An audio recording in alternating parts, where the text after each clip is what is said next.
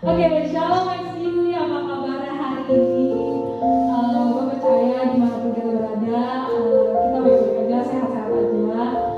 Meskipun kita belum bisa ketemu secara offline, face to face, tapi meskipun di online kayak gini sudah mengobati rasa rindu kita, ya kan? Ya kan?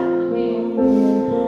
Sebelum kita mulai hari ini, kita mau bersyukur kepada Tuhan atas apa yang Tuhan telah memberikan kepada kita sampai hari ini. Terima kasih Tuhan, sungguh begitu besar pengorbanan Tuhan bagi hidup kita.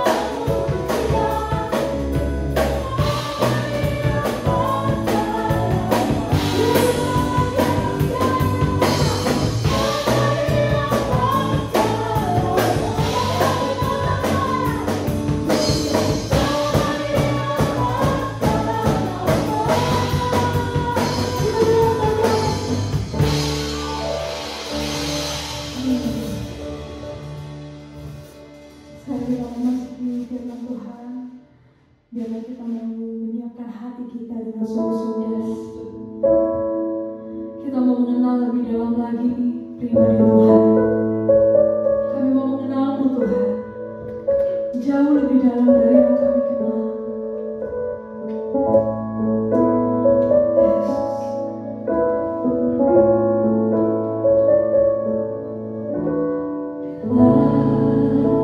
Ku buka mataku dan lihat wajah-Mu,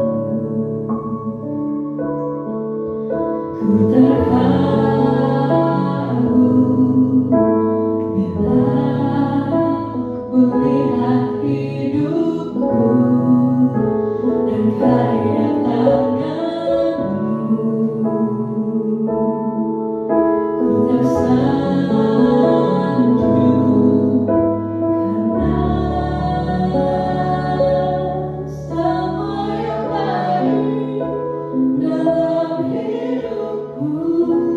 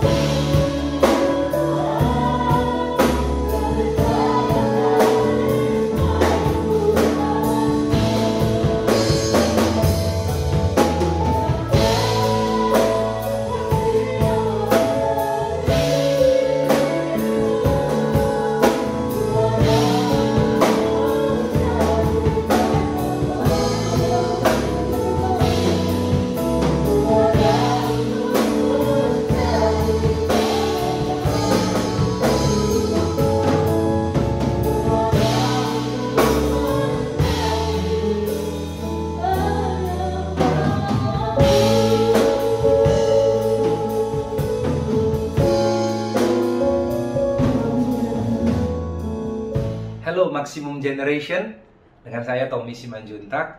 Saya sebelum menyampaikan firman Tuhan ingin mengucapkan selamat ulang tahun kepada Maximum Generation. Dan saya percaya bahwa Tuhan telah membimbing Maximum Generation sejauh ini untuk jadi berkat bagi anak muda. Dia akan terus menyertai dan menyempurnakan karyanya lewat Maximum Generation. Mari sebelum kita mendengar firman Tuhan, mari kita berdoa lebih dulu. Bapa yang baik, terima kasih untuk hari ini. Kami bersyukur untuk hari yang Kau berikan bagi kami untuk memperingati ulang tahun dari komunitas kami ini, Tuhan. Sebentar kami mau dengar firman-Mu, berbicaralah, berfirmanlah, kuatkan kami, Tuhan. Mampukan kami memahami firman-Mu dan melihat kembali kebesaran dan keajaiban-Mu. Sehingga kami gak pernah berhenti, gak pernah lelah, Tuhan, memberitakan firman-Mu, Tuhan. Memberitakan nama-Mu, membesarkan nama-Mu, Tuhan, lewat komunitas ini. Dalam nama Tuhan Yesus Kristus kami ucap syukur. Amin. Oke. Ayat firman Tuhan yang akan melandasi firman Tuhan yang akan saya sampaikan hari ini adalah Ayub pasal 37 ayat 14. Latar belakangnya adalah saat itu ada seorang yang begitu saleh yang namanya Ayub yang mengalami hal-hal yang gak masuk akal dan gak cengli gitu masalahnya. Kenapa? Karena dia dikenal sebagai orang berintegritas, orang saleh, dan tidak punya kesalahan apapun. Tetapi dia mengalami hal yang sangat-sangat buruk terjadi bertubi-tubi dalam kehidupannya. Anak-anaknya dalam satu malam mati semua di saat sedang pesta. Kemudian hartanya, kambing dombanya yang merupakan hartanya saat itu, semuanya habis diambil perampok. Kemudian fisiknya kena borok yang begitu gatal, yang sampai untuk menggaruknya Alkitab katakan harus pakai beling. Dan istrinya, saudara, bahkan gak mendukung dia di saat-saat seperti itu. Dan saya rasa ini tragedi, saudara.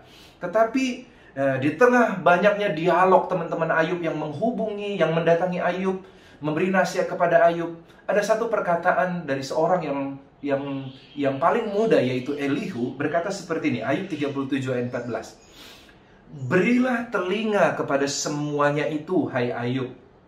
Diamlah dan perhatikanlah keajaiban-keajaiban Allah. Saudara, saya tahu kenapa Elihu ngomong begini. Karena di saat Ayub ngalamin penderitaan, di saat seseorang mengalami penderitaan, kita cenderung susah untuk melihat hal-hal yang baik, untuk melihat hal-hal yang besar. Kita cenderung untuk melihat hal-hal yang buruk, kita ngelihat ke bawah. Beberapa waktu yang lalu, saya ada syuting dengan Solusi CBN, dan kami syuting untuk melihat kehidupan para kuli panggul di Sunda Kelapa. Di situ ada kuli panggul yang ngangkat beban-beban berat diletakkan di punggung mereka, dan itu begitu berat. Dan saya punya kesempatan untuk mencoba mengangkat beban yang mereka angkat. Waktu saya mencoba mengangkat, saudara, beban itu begitu berat di punggung saya sehingga saya susah untuk ngelihat jalan ke depan. Saya dipaksa untuk tertunduk ngelihat ke bawah. Udah, saya cuman merasakan beban yang berat di pundak saya, jadi saya menikmati beban berat itu. Lalu mata mau nggak mau harus tertunduk terus ke bawah, nggak bisa ngelihat ke atas, nggak bisa lihat langit Jakarta yang cerah saat itu. Saudara, demikian juga kita di saat punya beban berat, kita pasti seolah-olah dipaksa untuk tertunduk ke bawah, ngelihat hal-hal yang nggak enak, yang buruk, nggak bisa ngelihat hal-hal yang baik. Dan yang bisa kita alami cuman menikmati penderitaan, dan itu yang bikin kita makin putus asa, makin kehilangan harapan di saat kita hanya fokus pada penderitaan. Akibatnya, kita nggak bisa bersyukur, nggak bisa melihat keajaiban Tuhan. Mana bisa kita bersyukur? Nggak bisa ngelihat yang baik, kita nggak bisa bersyukur. Sebaliknya malah bersungut-sungut, yang akhirnya suatu saat nanti membuat kita memakan buah yang buruk dari sungut-sungut yang kita tabur. Bangsa Israel ngalamin itu, dia sungut-sungut sepanjang perjalanan, dan akhirnya mereka nggak bisa menikmati tanah perjanjian yang disediakan Tuhan yang begitu indah buat mereka. Amsal 18 ayat 21 bilang, hidup dan mati dikuasai oleh lidah. Barang siapa suka menggemakannya akan makan buahnya. Padahal di tengah-tengah penderitaan, percayakah saudara bahwa Tuhan ingin ngomong sesuatu? C.S. Lewis bilang gini, God whispers to us in our pleasures, speaks in our conscience, but shouts in our pains. Siapa yang ingin dengar suara Tuhan? C.S. Lewis bilang gini, Tuhan itu berbisik di tengah sukacita kita, Dia berbicara biasa di dalam hati nurani kita, tetapi dia berteriak di tengah-tengah luka kita. Masa-masa di mana saya mendapat pelajaran terpenting dalam kehidupan. Masa-masa di mana saya bisa mendengar suara Tuhan lebih jelas. Biasanya masa-masa di mana saya mengalami masa-masa sulit. So, masa-masa sulit yang kita alami dan seluruh dunia alami saat ini, yaitu pandemi corona ini, ya, masalah fisik, kesehatan, mungkin ada yang kena COVID, saudara, dan saya berdoa saudara segera ngalamin kesembuhan Tuhan, dan mungkin ada ngalamin dampak-dampak dari COVID itu, yaitu ekonomi, pekerjaan, mungkin sekolah yang jadi nggak bisa selancar seperti dulu, jadi susah memahami pelajaran, dan kesusahan-kesusahan lainnya. Saya mau katakan, Tuhan ingin bicara pada kita. Bahkan momen waktu-waktu terbaik di mana kita bisa dengar suara Tuhan adalah di masa-masa ini. Amin, saudara. So, ini waktunya kita belajar untuk tidak hanya tertunduk ke bawah dan hanya menikmati beban. Yang perlu kita lakukan adalah nasihat Elihu kepada Ayub ini. Di tengah-tengah susahnya Ayub. Ayub 37 ayat 14, saya ulang lagi. Berilah telinga kepada semuanya itu, hai Ayub, diamlah dan perhatikanlah keajaiban-keajaiban Allah. Yang pertama, dikatakan, nasihat yang pertama, ada dua nasihatnya. Inti nasihat Elihu kepada Ayub di masa-masa penderitaan ini. Yang pertama dikatakan, diamlah. Yang pertama saya mau katakan, stop. Berhenti. Kalau kita mau kembali melihat keajaiban-keajaiban Allah, hal pertama yang kita lakukan adalah berhenti sejenak. Stop. Apa artinya stop? Saya dengan cepat artikan seperti ini, 3R, biar saudara cepat, biar teman-teman, adik-adik gampang ingatnya. Yang pertama, nggak rese. Artinya nggak bersungut-sungut, nggak nyalain keadaan, nggak nyalain orang, nggak nyalain siapa-siapapun. Saudara, percaya bahwa masalah ini tidak akan membunuh kita. Latihan yang tidak membuat saya mati akan membuat saya tambah kuat. Kayaknya ada juga ya yang penyanyi yang lagu ini, what doesn't kill you make you stronger, saudara. So, saya percaya masalah ini nggak akan membuat kita mati, tetapi ini akan membuat kita tambah kuat, saudara. So, nggak rese, stop sungut-sungut.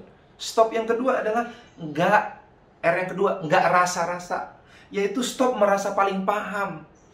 Merasa paling paham membuat kita menghakimi, sama kayak Adam ngerasa paling paham karena dia makan buah pengetahuan, dia jadinya menghakimi orang lain. Jadi nggak rese, nggak rasa. Yang ketiga, nggak rusuh.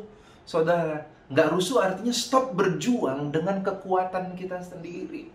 Belajar stop sebentar. Stop. Berhenti dari semua kesibukanmu. Ambil waktu solitude, berdiam diri di hadapan Tuhan lebih dulu. Untuk apa? Untuk kita bisa melihat keajaiban-keajaibannya. Elihu bilang kepada Ayub, stop dulu Ayub. Stop semua kegelisahanmu. Stop semua argumenmu. Stop semua pembelaan dirimu. Stop dulu. Diamlah. Oke? Nggak rese, nggak rasa-rasa, nggak rusuh. Pause sejenak. Kitab Mazmur juga berkata seperti itu. Diamlah dan ketahuilah bahwa akulah Tuhan. Dalam kitab Yesaya 30, Yesaya berkata seperti, di dalam tinggal diam dan percaya. Demikian itu letak kekuatanmu, saudara. Mari belajar stop sebentar. Punya kualitas nggak rusuh, nggak rese, dan nggak rasa-rasa, saudara. Yang kedua dikatakan seperti ini, dikatakan, berilah telinga kepada semuanya itu, hai Ayub, diamlah. Yang pertama, diam, stop, untuk berdiam diri. Yang kedua, perhatikanlah keajaiban-keajaiban Allah. Yang harus kita lakukan untuk bisa melihat keajaiban Tuhan lagi di masa-masa sekarang adalah fokus. Perhatikanlah, katanya, saudara. Apa yang harus kita fokus, saudara? Saudara, kalau kita hanya menikmati beban, lalu kita cari-cari hikmah di balik beban tersebut, seringkali kita nggak nemuin. Yang perlu kita lakukan adalah mengalihkan fokus kita dari masalah, dari beban, kepada apa? Kepada Tuhan Yesus Kristus. Perhatikanlah. Fokus. Gimana caranya fokus? Saudara, sebenarnya kalau kita mau jujur, kemanapun mata kita memandang, memfokuskan, sebenarnya selalu ada jejak kaki Tuhan di situ. Kita seharusnya nggak punya kesusahan untuk menemukan jejak-jejak kebaikan Tuhan, jejak-jejak keajaiban Tuhan. Di saat kita mau aja berhenti dan mulai fokus memperhatikan. Apa yang kita perhatikan? Saya singkat ada 4 dengan cepat, supaya kita dengan cepat bisa belajar. Ada 4 pandangan yang harus kita layangkan, 4 fokus yang harus kita arahkan. Yang pertama, look back. Lihat ke belakang. Sungguh-sungguh lihat ke belakang. Apa itu lihat ke belakang? Lihat lagi ke belakang bagaimana Tuhan telah menolong di masa lalu. Sadari anugerahmu. Aku ini udah bagaikan jatuh tertimpa tangga, habis itu kepleset tai ayam, habis itu digigit anjing rabies. Berarti udah bertubi-tubi. Nggak ada yang baik dalam kehidupanku. Saudara, kalau engkau orang percaya, ada satu hal kebaikan luar biasa yang pasti nggak ragu lagi Tuhan udah kerjakan di kayu salib 2000 tahun lalu, yaitu karya keselamatan. Karya keselamatan. Tuhan telah menebus kamu dan harganya udah lunas dibayar. Kalau kamu mati masuk surga, kamu diselamatkan, kamu diangkat jadi anak. Kamu ditebus dengan harga yang mahal. Dan sekarang hidupmu penuh dengan anugerah. Wow. Saudara, pandang ke belakang. Lihat ke belakang. Ada Yesus yang mati buat kita 2000 tahun lalu. Ada pertolongan-pertolongan yang telah Tuhan berikan. Engkau sampai sekarang udah usia berapa? 17, 18. Siapa yang ngasih napas 17 tahun? Siapa yang memberikan engkau kecukupan lewat orang tuamu mungkin selama puluhan tahun ini? Lihat ke belakang, begitu banyak anugerah Tuhan. Bohong banget deh kalau seandainya kita nggak bisa, di saat kita lihat ke belakang kita nggak bisa melihat kebaikan Tuhan. Amin, saudara. Look back. Dan kalau nggak ada yang kau lihat, ingat satu pesan saya. Lihat salib Kristus di belakang 2000 tahun lalu. Sudah diberikan buat engkau, darahnya udah tercurah buat engkau. Yang kedua, supaya kita bisa bersyukur melihat keajaiban Tuhan, pandang sekelilingmu. Pandang sekelilingmu. Look around. Setelah look back, look around. Lihat sekelilingmu. Kalau kita ngeluh gitu saudara, tahu nggak saudara bahwa banyak banget orang di luar sana yang jauh lebih buruk hidupnya daripada kita. Separah-parahnya kita. Ada orang yang lebih parah dari kita. Kalau engkau masih punya rumah, masih bisa tidur di rumah, terlepas rumahmu ngontrak atau enggak, engkau adalah orang yang beruntung dari jutaan orang yang nggak punya rumah saat ini. Yang tidur harus menggelandang, saudara. Kalau engkau masih punya makan pagi, siang, malam, mungkin 3 kali sehari, walaupun terlepas dari lauknya, nggak enak buat kamu. Tapi saya katakan engkau masih orang beruntung dari hampir 1 miliar orang yang masih hidup di dalam kelaparan. Yang masih hidup di dalam gaji yang di bawah $2 sehari, saudara. Saudara, kau masih beruntung. Suatu kali, karena kita nggak lihat sekeliling, dan melihat bahwa kita masih punya banyak yang tersisa, saudara, yang disisakan Tuhan. Kalau kita nggak bisa melihat itu, maka bawaannya kita bersungut-sungut dan nggak bisa bersyukur, nggak bisa lihat keajaiban Tuhan. Ada seorang yang namanya Adolf Merkel. Adolf Merkel ini adalah pemilik mobil VW, kalau tahu saudara, Volkswagen. Dia salah satu orang paling kaya di Jerman dan salah satu orang paling kaya di dunia. Dia juga punya perusahaan-perusahaan Ratiofarm, obat generik terbesar di Jerman. Dia punya semen Heidelberg, kalau di Indonesia sering dikenal Holcim, saudara. Dia punya perusahaan Phoenix Pharmanande, saudara. Dan dia orang terkaya kelima di Jerman saat itu, saudara. So, dia punya kekayaan yang fantastis, saudara. Dia sebelumnya juga dia nggak punya apa-apa. Dia ngambil alih sebuah perusahaan keluarga tahun 1967 yang berubah dari satu perusahaan kecil menjadi 120 perusahaan dengan karyawan 100.000. Dia bangun kehidupannya dan akhirnya jadi orang kaya banget. Suatu kali, saudara, sahamnya turun. Sahamnya turun dan dia rugi karena main saham itu, saudara, 500 juta euro, saudara. Padahal, saudara, dia rugi 500 juta euro. Padahal uang di rekeningnya, dia masih punya sisa kekayaan $2 miliar. Itu tahu saudara, itu kalau beli kerupuk putih direntengin sampai bulan 50 kali pulang pergi saudara. So 2 miliar dolar saudara dia masih punya, kehilangan 500 juta dolar. Tahu nggak apa yang terjadi saudara? Dia ngerasa kehilangan, dia ngerasa jadi orang paling miskin, dan akhirnya dia tabrakkan mobilnya ke kereta api yang lagi melintas saat itu, dan dia mati bunuh diri saat itu. Tahu nggak saudara? Ayo lihat masih apa yang tersisa. Apa yang tersisa? Saya masih ingat Bartimeus saat itu. Seharusnya dia bisa bersungut-sungut, Tuhan kok kasih aku seperti ini. Aku dilahirkan buta. Bartimeus anak Timeus. Sejarah mencatat dia itu buta dan papanya buta. Dia pengemis, papanya pengemis. Nasibnya turunan, saudara. Tetapi Yesus datang. Dia nggak ngeluh. Dia nggak ngeluh bilang aku buta. Nggak gitu, saudara. Dia sadar bahwa dia kehilangan penglihatan, tetapi aku masih punya mulut. Begitu Yesus lewat, dia keluarkan mulutnya. Aku masih punya perkataan.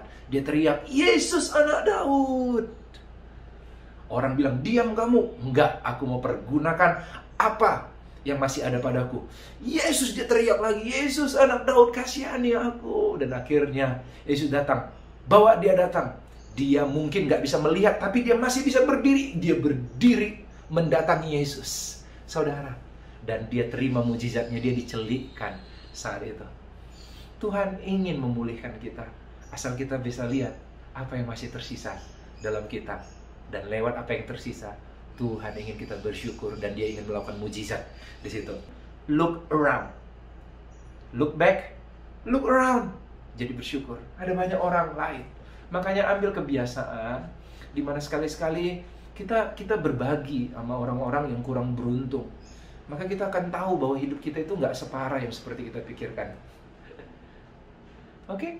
Yang ketiga, saudara, look forward. Lihat ke depan.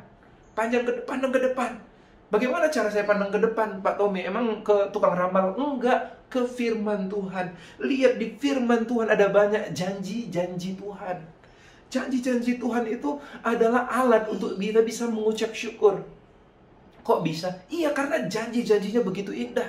Kalau engkau nggak tahu janji Tuhan jadikan kau kepala bukan ekor. Bikin engkau terus naik dan tidak pernah turun. Jadikan engkau pesan Tuhan bagi bangsa-bangsa. Tuhan akan pakai engkau menjadi terang bagi banyak orang.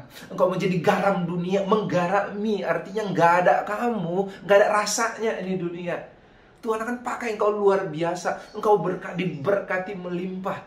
Keren banget rencana Tuhan dalam hidup kita. Rancangannya damai sejahtera. Pandang itu bikin kita mengucap syukur. Yuk pandang ke depan. Kok bisa pandang ke depan jadi mengucap syukur? Gini saudara, kalau saya ngajak teman-teman, lalu saya katakan seperti ini. Halo, Budi misalnya, ada si Budi di situ. Budi, abis ibadah kita ke Starbucks yuk. Nanti abis ibadah, nanti 2 jam lagi ya, kita ke Starbucks. Budi sebagai orang yang tahu diri, setelah saya bilang nanti 2 jam lagi kita ke Starbucks, bilang apa sama saya? Bilang apa? Yes, terima kasih. Padahal saya belum bawa dia ke Starbucks, saya belum kasih dia kopinya, dia belum bisa melihat, mencium bau kopinya. Saya belum ngelakuin apa-apa, baru sekedar berjanji. Tapi dia bisa berterima kasih. Kenapa? Karena dia percaya bahwa yang berjanji kepadanya bukan basa-basi. Yang berjanji kepadanya adalah orang yang menepati janji. Saudara, perhatikan saudara. Kepada janji Tuhan, respon terbaik dari orang yang menerima janji adalah bersyukur. So banyak-banyak baca janji Tuhan di Alkitab, makin banyak kita bersyukur. Yang keempat namanya, setelah kita pandang ke belakang, pandang sekeliling, pandang ke depan, lihat janji Tuhan, baca lewat firman-Nya. Yang keempat, pandang ke atas, fokus ke atas.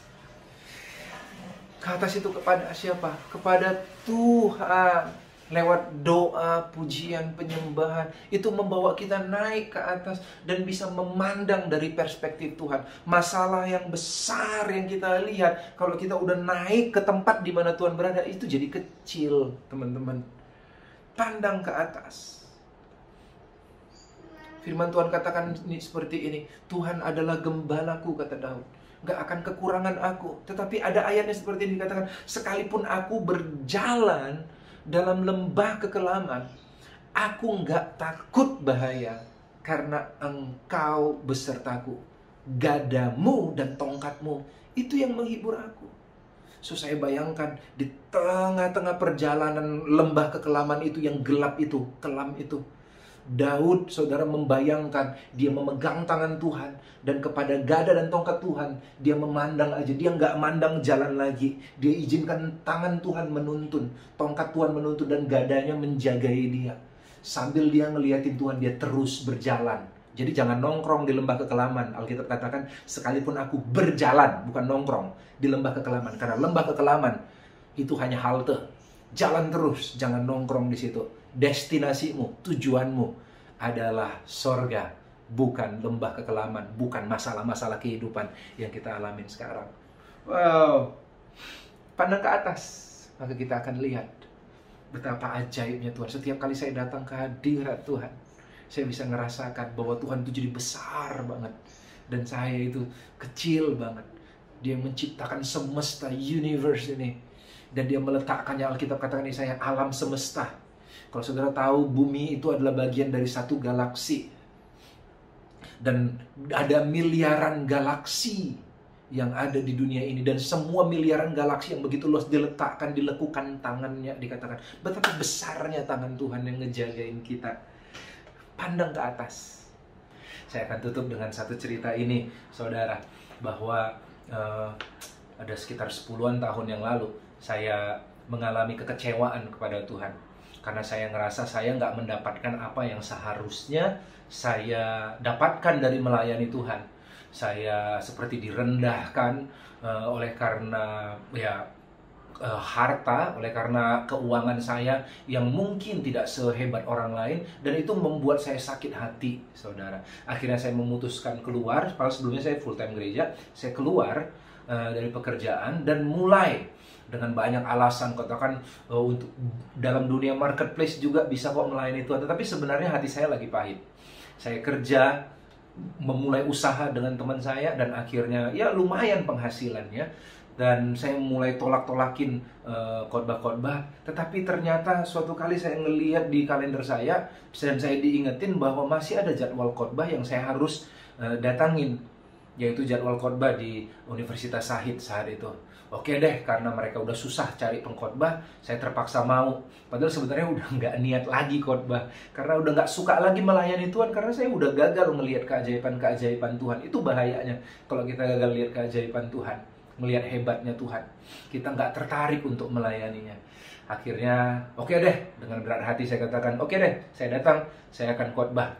Ternyata mereka mengadakan khotbah di Panti Cacat Dwi Tuna atau Cacat Ganda Rawinala di daerah Kramat Jati, saudara. Saya kesana, saya mikir, lama banget ini, persiapannya lama, nunggunya lama, dan akhirnya MC-nya mulai, yuk kita mulai ibadah deh. Puji-pujian dinaikkan, dan saya kira saya langsung khotbah. Ternyata enggak, MC-nya bilang gini, ada yang mau kesaksian pujian. Saya kan udah kesel, saya udah nggak tertarik yang namanya pelayanan-pelayanan saat itu. Dan akhirnya saya berdoa, berharap semoga nggak ada yang kesaksian. Tapi ternyata banyak banget, hampir semua mau maju ke depan. Lucu-lucu sih. Ada yang buta main gitar, di intro dia ngadep depan, endingnya udah ngadep belakang. Ada yang main drum salah-salah, lalu abis itu ada yang puisi, nyanyi. Semuanya lucu dan semuanya fun, happy, tertawa, kecuali hamba Tuhan yang lagi galau ini. Dan akhirnya ya udah, saya begitu selesai, begitu udah sekian banyak orang kesaksian, akhirnya ada angin segar. MC-nya berkata, yang terakhir, yang mau. Saya kira jangan sampai ada lagi, supaya cepat selesai nih saya khotbah. Tapi ternyata masih ada. Dari belakang ada 2 anak kecil, umur sekitar 3-4 tahun, pirang, cantik sekali, kembar mereka, dan matanya putih buta. Mereka dibawa oleh kakak mereka, naik ke atas panggung, lalu MC-nya nanya, mau nyanyi lagu apa? Saya mandangnya dengan males-malesan, sambil berkata, ayo buruan dong nyanyi, habis itu selesai, saya khotbah habis itu dan pulang. Dan mereka 2 anak kecil yang buta itu berkata seperti, kayak mau nyanyi lagu ini. Mereka nyanyi lagu ini yang buat saya akhirnya nggak bisa tenang. Dia katakan, saat ku tak melihat jalanmu, saat ku tak mengerti rencanamu, namun tetap ku pegang janjimu, pengharapanku hanya padamu. Saat itu saya nggak tahan, saya nangis, saya nggak tahu, tiba-tiba saya yang tadi malas-malasan ngelihatnya, saya nangis gila-gilaan kayak anak kecil, saya tersungkur. Dan karena Roh Kudus bicara dengan jelas di hati saya, bilang seperti ini, Tommy, kamu manja. Mungkin saat ini kamu nggak bisa melihat jalan-jalan hidup yang kupilihkan untukmu. Tapi kamu lihat dua anak kecil itu. Jangankan untuk mengerti jalan hidup yang aku pilih buat mereka, bahkan untuk melihat jalan secara fisik di depan mata mereka aja mereka nggak bisa lihat. Tapi mereka masih bisa nyanyi, hatiku percaya,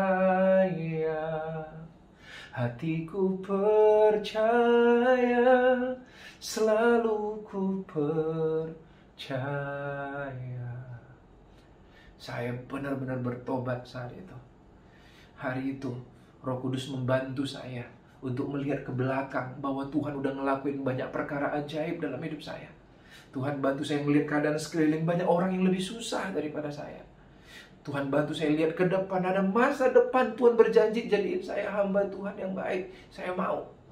Dan Tuhan bantu saya untuk melihat ke atas, ada Tuhan yang selalu setia. Sekalipun saya yang sering ngecewain dia, tapi malah saya yang kecewa, tapi dia selalu terima saya apa adanya.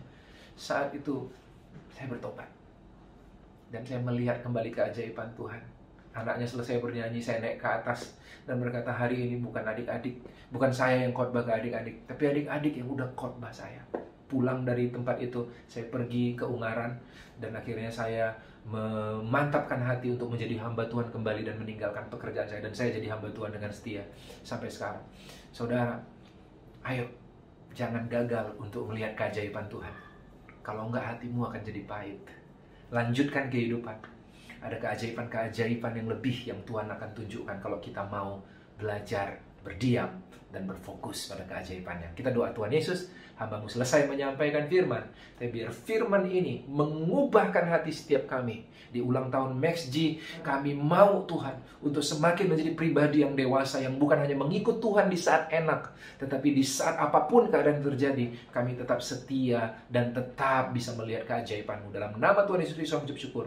Amin. Oke, thank you Pak Tommy buat khotbahnya hari ini yang sangat membangun dan memberkati kita semua. Sekarang saya undang Tante Is untuk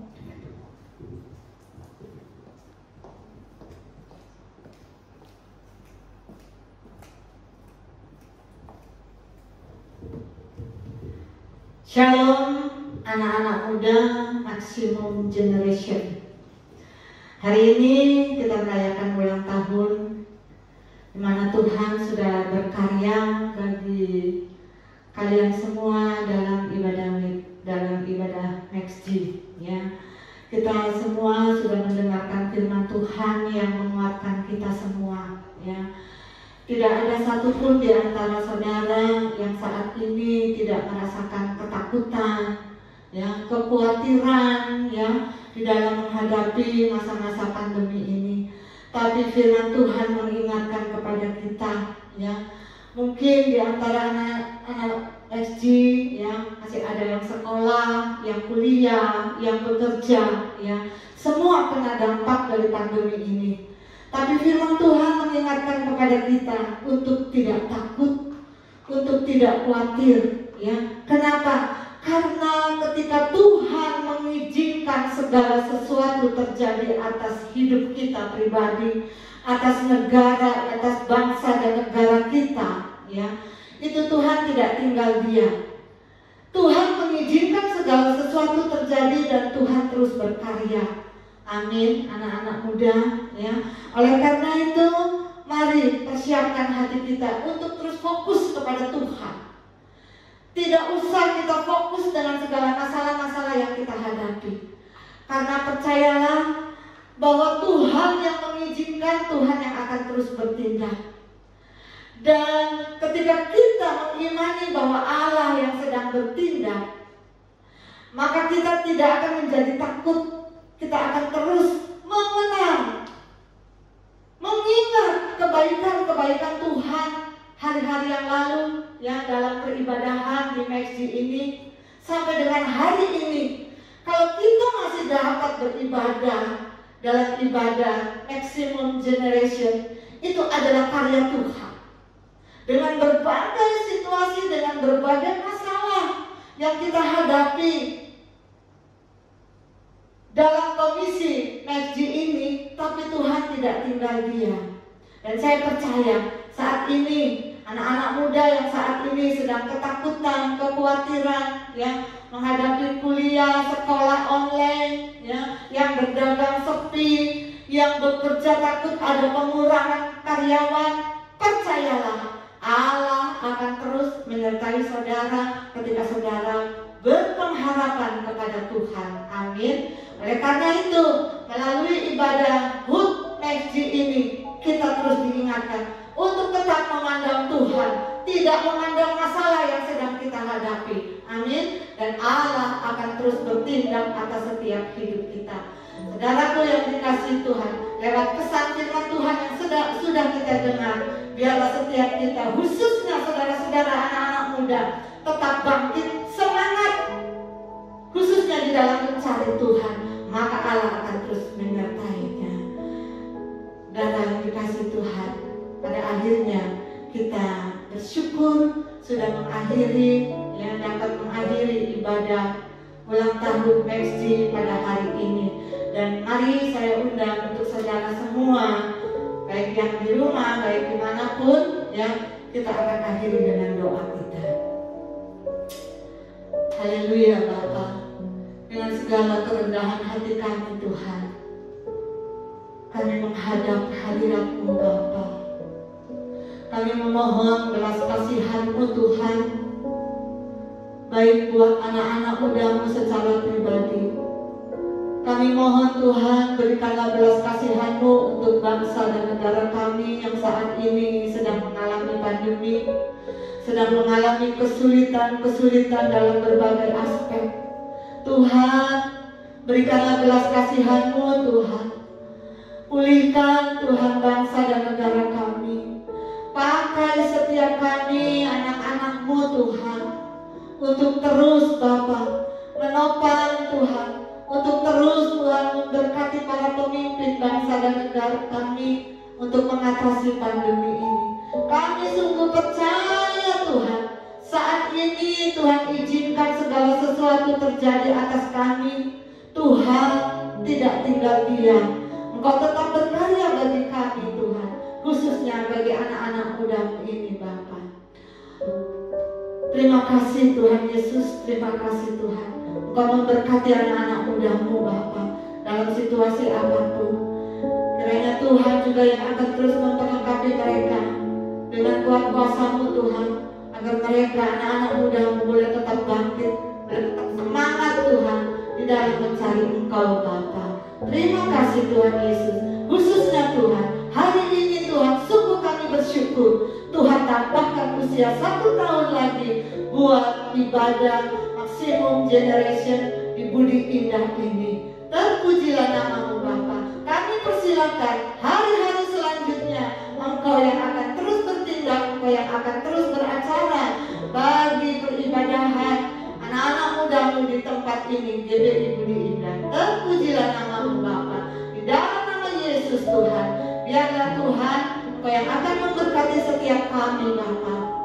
Oh haleluya Yesus. Anak-anak muda yang dikasihi Tuhan, dimanapun Engkau berada, mari bersama-sama dengan para pelayan Tuhan di tempat ini, angkat kedua tangan-Mu dan biarlah terima berkat yang Allah sudah sediakan bagi kita. Saudara yang dikasihi Tuhan, jangan takut menghadapi hari-hari ini. Percayalah Allah ada bersamamu. Dia Dia yang akan terus memberkatimu, Dia yang akan terus memberkati masa mudamu, Dia yang akan terus memberkati sekolahmu, Dia yang akan terus memberkati kuliahmu, Dia yang akan terus memberkati pekerjaanmu. Karena Allah yang sungguh ajaib perbuatannya, sungguh dahsyat perbuatannya, akan mencurahkan berkat damai sejahtera, sukacita, cinta kasih-Nya kepada setiap kita yang percaya kepadanya. Dan Yesus Kristus, Putranya yang tunggal, akan terus memberikan pengharapan. Dan biarlah tuntunan kuasa Roh Kudus akan terus menyertai kita saat ini sampai selama-lamanya Tuhan Yesus datang kali yang kedua. Amin. Tuhan Yesus memberkati. Thank you, Tante Chris. Oke, teman-teman, ibadah selesai. Tuhan Yesus memberkati.